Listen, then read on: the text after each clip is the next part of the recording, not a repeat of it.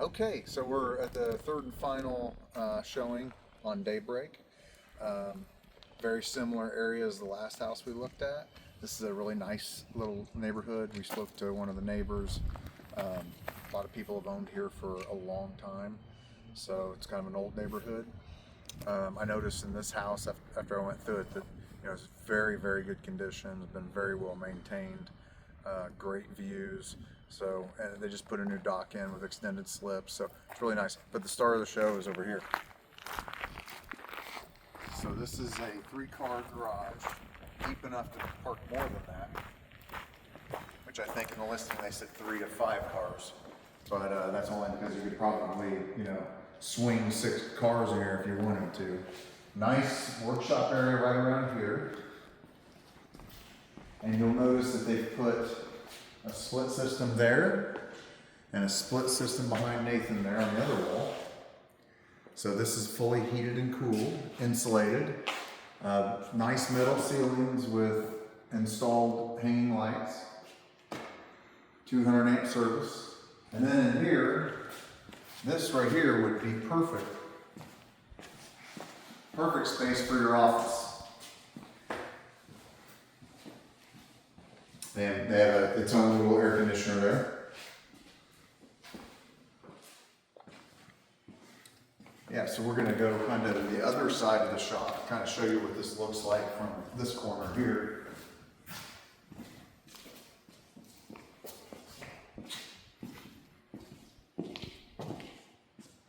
Pretty cool. Plenty of room for everything you guys need to do.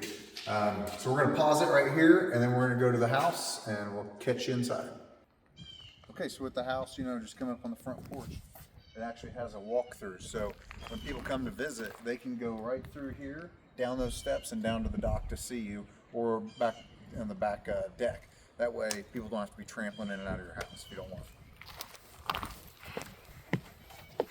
Notice the metal roof, which is always a plus. No more hail damage on your asphalt shingles, blown off shingles, all that mess. So it comes into, a small living area. I mean, it's fine. You could hang a TV up on that wall or over on this wall. There's plenty of space for a couch and a couple chairs and whatever. And then go through to your left over here. Find the first bedroom. And it's a standard sized bedroom. It's not small like the other places. This is probably 12 by 15. It's got a built-in dresser with another closet here for hanging clothes. And right around the corner here is the first bathroom. It's a little tight, but it works. And then this would be considered the master bedroom. It also has built-ins. This house was probably built in 1940, as you can see. But the water softener and the hot water heater are in here. And there's a place for hanging clothes right there. Now, in my opinion, there's plenty of space to probably move those 2 utilities if you wanted to move them.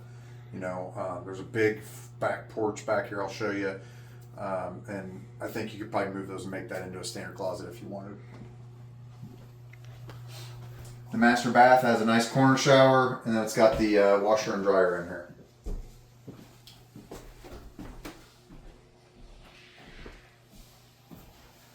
And this is that back porch I was talking about. You have this whole space, which the washer and dryer work fine in that bathroom that we just left, but you could also put it in here and put your utilities in here and put a nice folding closet installed there.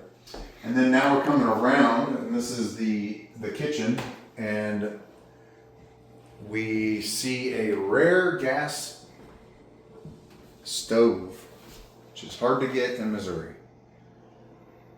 I'm going to have Nathan just keep walking through the kitchen and spin around and get you a shot of that from the other corner.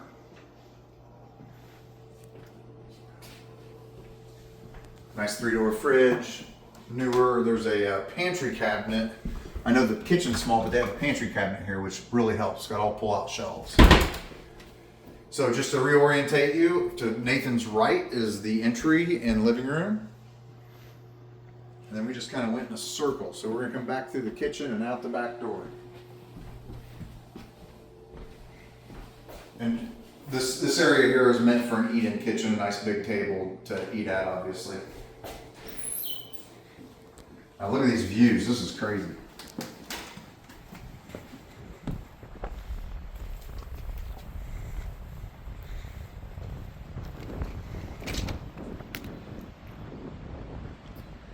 Wild. Great view. Okay, so we're gonna step down right over here and we're gonna walk down. I want to show you something. What's your step there? To your right is where I told you can walk from the front drive, just again to reorientate you. Watch your step on the steps.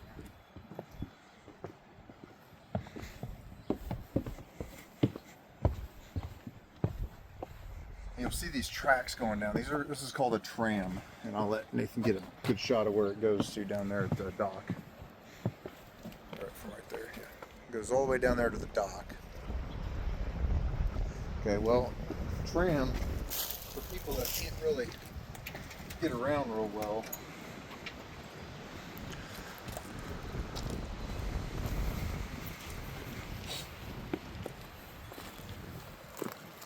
you'll see it's right there, and I don't know how good a shape it is or whatever. They've got a door that you unhook in order to let the tram down. People do sit on them. They make them so you can sit on them. That one's not meant for that. That one's meant for moving coolers and boat stuff. So they don't have to take the coolers downstairs. They just run it down the tram. It's got a line on a motor that slowly lowers it down to the lake. So there you go. They do make seats for them for older people that don't get around real well. We are going down to this dock so that I can show you a couple things on the docks. Again, watch your step.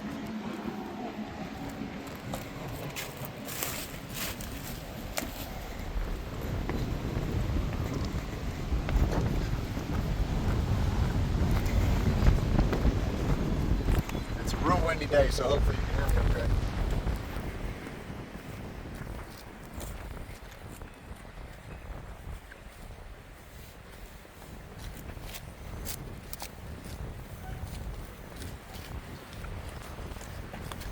I was just thinking, instead of a tram, they should put a slide in. You just slide down here.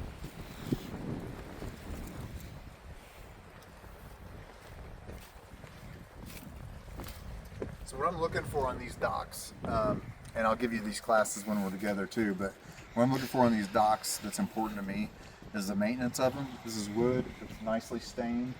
There's no rotten boards on them that could be dangerous.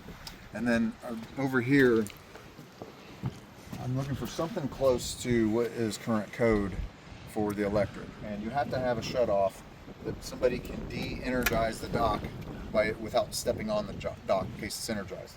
So it looks like they've got everything in order here. And this wire right here tells me that they have just had somebody come out and check the wiring and updated it to code. But we'll find out when we get down here first. So the lake's low right now, so in 2 months, this dock is going to lift up, and this is going to be a lot flatter than it is right now. This is only because they've let a lot of water out. Nathan can kind of show you the seawall there. That's where the normal water level is, so it's going to come up quite a bit, probably to level.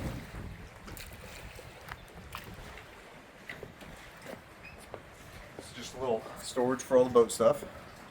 This is a really nice dock, a big dock.